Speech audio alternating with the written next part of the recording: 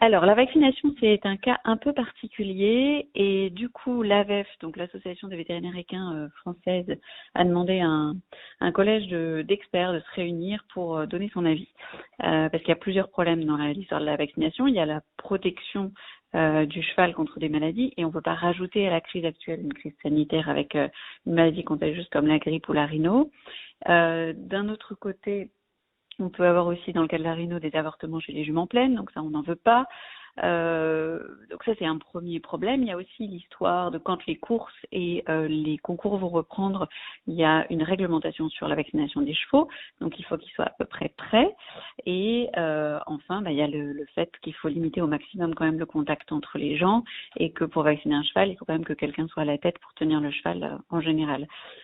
Donc, ils ont essayé de prendre tout ça en compte et de se baser sur la littérature scientifique qui établit un peu la protection, la durée de la protection dans le cadre de chaque maladie pour donner des recommandations. Et ces recommandations, en fait, sont selon l'âge du cheval et sa discipline. Donc, c'est un peu compliqué. Je pense qu'il faut aller sur le site du RESP qui est ouvert à tout le monde. Qui donne les résultats de ce collège d'experts et qui fait un résumé à l'intérieur d'un tableau. Mais je vous donne les grandes lignes. C'est que en ce qui concerne la grippe et la rhinopneumonie, les chevaux, par exemple, les chevaux qui font des concours internationaux qui sont vaccinés tous les 6 mois, il n'y a pas besoin de les revacciner tous les 6 mois.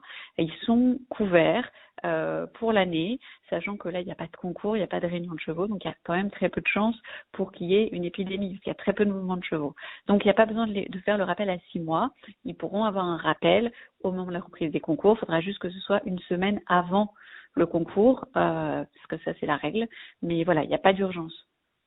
Pour les animaux qui sont vaccinés tous les ans, donc les chevaux qui font sport et loisirs, mais qui ne sont pas impliqués dans des compétitions, il n'y a pas d'urgence. Donc les experts recommandent de ne pas vacciner parce qu'il n'y a pas de risque d'épizootie, enfin de grippe dans le milieu des chevaux, vu qu'il n'y a pas de mouvement, il n'y a pas de compétition. Mais ça veut dire qu'au moment où le confinement va s'arrêter et au moment où on va devoir reprendre les vaccinations, ils vont devoir faire une primo-vaccination avec un rappel à 1 mois. Donc ça, c'est à prendre en compte aussi.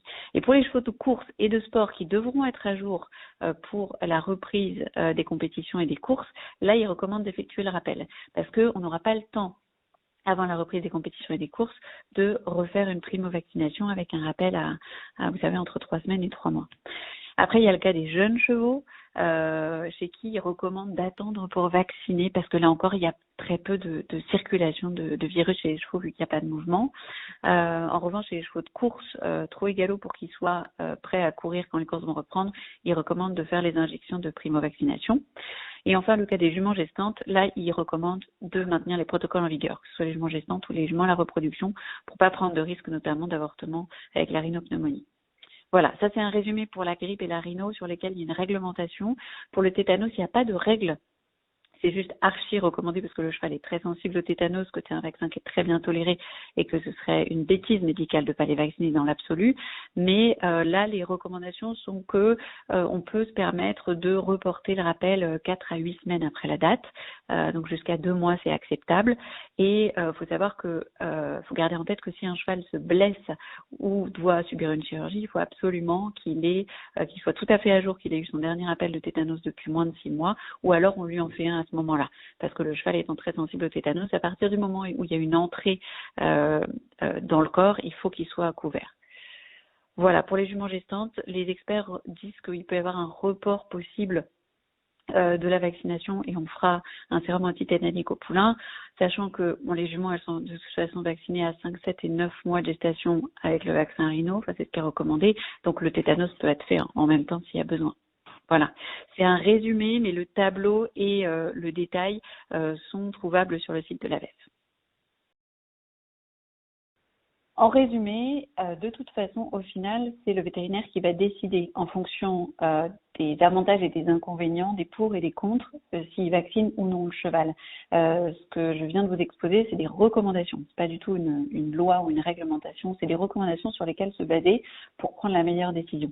Et si la décision est prise de faire effectivement la vaccination, il faudra respecter au maximum toutes les mesures de distanciation, c'est-à-dire 1,50 m entre la personne qui vaccine et la personne qui tient le cheval, des gants, des masques, et une seule personne avec le vétérinaire, enfin tout ce qui est recommandé.